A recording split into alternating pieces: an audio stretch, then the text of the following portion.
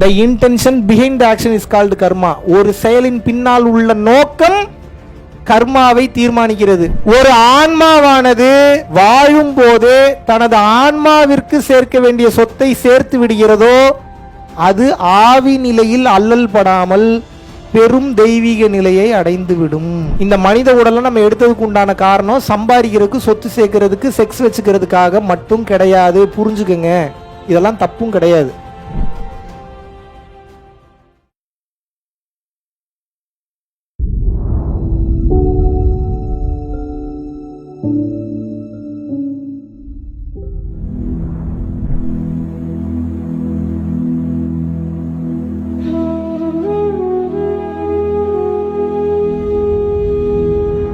சரணம். பரம்பொருள் யோகம் தீட்சை வாங்கி பயிற்சி எடுத்ததுக்கு அப்புறமா என்னோட லைஃப்ல நிறைய மாற்றம் நடந்திருக்கு. எனக்கு நிறைய நெகட்டிவ் தாட்ஸ் வரும். ஒரு எக்ஸாம்பிளுக்கு சொல்லணும்னா, ஃபேமிலி மெம்பர்ஸ் யாராவது ட்ராவலிங்கில் இருக்கும்போது இப்படி ஆயிடுமோ அப்படி ஆயிடுமோ அப்படிங்கிற பயம், படப்படப்பு அதிகமாக இருக்கும். ஆனால் இப்போல்லாம் எனக்கு அந்த மாதிரி தாட்ஸ் எதுவுமே வர்றதில்லை. அதனால் எனக்கு இப்போ எந்த பயமும் இல்லை. என்னை சுற்றி நடக்கிற விஷயத்துக்கெல்லாம் வருத்தப்பட்டு அழுது புலம்பாமல் அதை அப்படியே ஏற்றுக்கிற பழக்கம் எனக்கு வந்திருக்கு.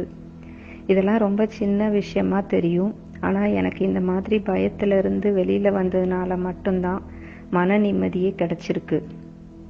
மற்றவங்களுக்கு நிறைய கொடுக்கணுங்கிற பழக்கம் எனக்குள்ள அதிகமாயிருக்கு. சகோதரர் மகாவிஷ்ணு அவங்களோட உபதேசங்களை தொடர்ந்து கேட்டு கேட்டு அதை அப்படியே ஃபாலோ பண்ணுறதுனால மட்டும்தான் எனக்குள்ள இவ்வளோ நிறைய மாற்றங்கள் நடந்திருக்கு. சகோதரர் அவங்களுக்கு கோடானு கோடி நன்றிகள். குருவே சரணம். குருவே சரணம். அனைவருக்கும் வணக்கம். ஆல்ரெடி நம்ம அனௌன்ஸ் பண்ண மாதிரி வருகின்ற 25ஆம் தேதி ஏப்ரல் 2023ஆம் தேதி காஞ்சி விஸ்வநாத சுவாமிகள் எனது குருநாதர் அவர்களுடைய குரு பூஜை என்பது கைலாசகோனா வாட்டர் ஃபால்ஸ், ஆந்திரா சென்னை பார்டரில் இருக்குது. மனிதர்களுடைய கர்ம வினைகள் நீங்குவதற்காகவும் வாழ்க்கையில் அடுத்த கட்டம் போகிறதுக்காகவும் சித்தர்களுடைய அருள் கிடைக்க வேண்டும் என்று நினைப்பவர்கள் எந்த சித்தர்களுடைய ஜீவ சமாதிக்கும் போகலாம். அவர்களுடைய குரு பூஜைக்கு சென்றீர்கள் என்றால் இன்னும் சிறப்பு. ஸோ வருகின்ற 25ஆம் தேதி நீங்கள் தாராளமாக இந்த குரு பூஜையில் கலந்து கொள்ளும் போது அவர்களுடைய அருள் என்பது உங்களுக்கு பரிபூரணமாக கிடைக்கும் என்பதில் எல்லளவு மையமில்லை. நானும் அங்கே வருகிறேன், உங்களுடன் கலந்து அந்த குரு பூஜையை சிறப்பிக்க இருக்கிறேன். ஸோ விருப்பப்படக்கூடிய நபர்கள் தாராளமாக கலந்து கொள்ளலாம். அருளில்லாருக்கு அவ்வுலகம் இல்லை, பொருள் இல்லாருக்கு இவ்வுலகம் இல்லாகி ஆகுங்கிறார் திருவள்ளுவர். என்ன சொல்றாரு? பொருள் இல்லாதவனுக்கு இவ்வுலகம் இல்லை அப்படிங்கிற. அப்ப என்ன அர்த்தம்? பொருளை சம்பாதிச்சுக்க, தப்பு கிடையாது. நான் உங்களை பொருள் சம்பாதிக்க வேணான்னு சொல்றேன்னா, ஒரு கார் வேணும் தான் நினைக்கிறீங்க, 4 கார் வாங்குங்க, தப்பு இல்லை. ஒரு வீடு தானே வேணும்னு நினைக்கிறீங்க, 4 வீடு வச்சுக்கோங்க, தப்பு இல்லை. வேற என்ன உங்களுக்கு என்னன்னு வேணும் எல்லாம் வச்சுக்கோங்க. ஜாலியா ஊர் சுத்துங்க, பிடிச்ச மாதிரி போங்க, என்ஜாய் பண்ணுங்க, சந்தோஷமா இருங்க, என்ன வேணாலும் பண்ணுங்க. நான் உங்களை எதுவுமே வேணாம் இல்லை. ஆனா நான் என்ன சொல்றேன்னா, டைம் ரொம்ப கம்மியா இருக்கு. இன்னொரு 30-40 வருஷம் தான் உயிரோட இருக்க போறீங்க. இந்த 30-40 வருஷம் பொருள் பணம்னே தேடி டைம் வேஸ்ட் பண்ணிட்டீங்க. இப்போ ஓரளவுக்கு தான் பொருள் சேர்க்க முடிஞ்சிருக்கு.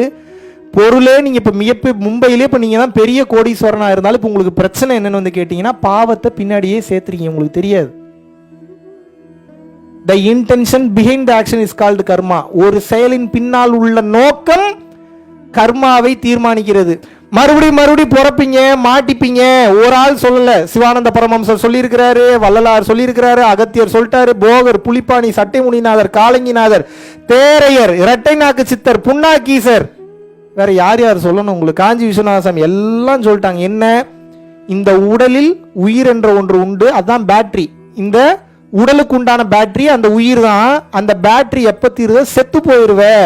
செத்து போனோன்னே உனது ஆன்மா மட்டும் தனிமைப்படுத்தப்படும். அப்ப அந்த ஆன்மா தனிமைப்படுத்தப்படும் போது இறைவனே இறங்கி வர மாட்டார். அவர் அருட்பெருஞ்சோதி ஆண்டவர். இஸ்லாத்துல அது அல்லான்னு சொல்றாங்க. எப்படியோ பேர் ஒன்று வச்சுங்க, பேர் வேற வேற ஏதேதோ பேர் இருக்கு. நம்ம ஜென்ரலா இறைவன் வச்சுப்போம். இறைவன் அனைவருக்கும் ஒருவன் தான். அதாவது ஒளி ரூபமாக இருக்கிறார். அந்த ஒளி ரூபமாக இருக்கக்கூடிய ஆதி இறைவன் என்ன பண்றாருன்னா, மற்ற வேலைக்கு சில பவரை பிரிச்சு சில பல கிரகங்களையும் சில பல ஆட்களையும் அனுப்பிச்சு வச்சிருக்கிறார். அவங்களுக்குன்னு ஒரு சில கேட்டகரியான ஒர்க் இருக்கு. உங்க ஆன்மாவா அவங்க என்ன கேள்வி கேட்பாங்கன்னா, எத்தனை பொண்டாட்டி வச்சிருந்த, எத்தனை குழந்தை வச்சிருந்த, எத்தனை வீடு வச்சிருந்த, எவ்வளோ காசு வச்சிருந்தேன்னு கேட்க மாட்டாங்க. அவங்க என்ன கேட்பாங்கன்னா, அருளை சேர்த்தாயா? இதான் ஃபர்ஸ்ட் கேள்வி அவங்க கேட்கறது. செகண்ட் கேள்வி என்ன தெரியுமா கேட்பாங்க? அருளை சேர்த்தாயா? இதான் ரெண்டாவது கேள்வி. கடைசியா ஒரு கேள்வி கேட்பாங்க. என்ன தெரியுமா கேட்பாங்க? அருளை சேர்த்தாயா? இதுதான் கடைசி கேள்வி. ஆக மொத்தம் ஃபர்ஸ்ட் கேள்வி என்ன? அருளை சேர்த்தாயா. ரெண்டாவது கேள்வி என்ன? அருளை சேர்த்தாயா. கடைசி கேள்வி என்ன? ஆக மொத்தம் அவங்க பொருளை கேட்கவே மாட்டாங்க. புரியுதா புரியலையா உங்களுக்கு? இதுக்கு மேல எளிமையா என்னால சொல்ல முடியாதுங்க. தயவு செஞ்சு புரிஞ்சுக்கங்க. அருளை சம்பாதிக்க வேண்டும். எதை சம்பாதிக்கணும்? ஒரு ஆன்மாவானது எப்போது வாழும் போது தனது ஆன்மாவிற்கு சேர்க்க வேண்டிய சொத்தை சேர்த்து விடுகிறதோ அதுக்கு பேர் தான் அருள். நல்லா புரிஞ்சுக்கணும். ஒரு ஆன்மாவானது வாழும் போது தனது ஆன்மாவிற்கு சேர்க்க வேண்டிய சொத்தை சேர்த்து விடுகிறதோ அது ஆவி நிலையில் அல்லல் படாமல் பெரும் தெய்வீக நிலையை அடைந்து விடும். பார்த்ததுனால தான் சொல்றேன். புக்கில் படிச்சுட்டுலாம் பேசல. எனக்கு ஏன்னா உங்களோட எனக்கு ரொம்ப குதர்க்கமான மைண்டு, ரொம்ப காம்ப்ளிகேட்டட் மைண்டு, ரொம்ப தெளிவாக கேள்வி கேட்பேன். லாஜிக்கலாக இல்லைன்னா எதையும் அக்செப்ட் பண்ணிக்க மாட்டேன். பல விஷயங்களை குறைவான வயதாக இருந்தாலும் எனது ஆன்மாவிற்கு வயது ஜாஸ்தி. உணர்ந்ததுனால தான் சொல்கிறேன், பார்த்ததுனால தான் சொல்கிறேன். நீங்கள் என்னைக்காவது ஒரு நாள் உங்களோட பாடியை விட்டு அப்படி அவுட் ஆஃப் பாடி போயிட்டு மறுபடியும் பாடிக்குள்ளே வந்தீங்கன்னா தான் தெரியும், ஐயோ நம்ம பாடி இல்லையா அப்படின்றதே அப்போ தான் தெரியும். நம்ம இவ்வளோ நாள் நம்மளை உடல்னு நினச்சிக்கிட்டு இருந்தோமே, அப்போ நம்ம உடலே கிடையாதான்றதே உங்களுக்கு அப்போ தான் தெரிய வரும். அது எப்போ தெரியும்னா நீங்கள் செத்து போனதுக்கப்புறம் தான் தெரியும். அது வரைக்கும் தெரியாது உங்களுக்கு. இல்லை ஏதாவது யோக பயிற்சிகளை நீங்கள் ப்ராக்டிஸ் பண்ணிங்கன்னா கொஞ்சம் முன்னாடியே அந்த அனுபவத்துக்கெலாம் போயிட்டு வரலாம். நான் மறுபடியும் உயிர் வந்துடும். இப்போதைக்கு நீங்கள் அந்த விஷ பரீட்சைக்கெல்லாம் போவேன்னா இப்போ உங்களுக்கு இப்போ தலையும் புரியல வாழும் புரியல. நம்ம மனித உடலை எடுத்திருக்கோம். இந்த மனித உடலை நம்ம எடுத்ததுக்கு உண்டான காரணம் சம்பாதிக்கிறதுக்கு, சொத்து சேர்க்கறதுக்கு, செக்ஸ் வச்சுக்கிறதுக்காக மட்டும் கிடையாது. புரிஞ்சுக்குங்க, இதெல்லாம் தப்பும் கிடையாது. இந்த பொருளுலகத்தில் சுகத்தை அனுபவிக்கும் போதே அருளுலகத்தில் சுகமாக வாழ்கிறதுக்கு நீங்கள் ரிசர்வ் பண்ணணும் உங்கள் சீட்டை. அதுக்கு என்ன பண்ணணும் அப்படின்னா புண்ணியத்தை சேர்க்க வேண்டும். இவ்வளோதான் மேட்ரு. புரிஞ்சுக்குங்க. இவ்வளோதான் சிம்பிள் கான்செப்ட். உங்களை ரொம்ப சிம்பிளாக புரிய வச்சுட்டேன் நான்.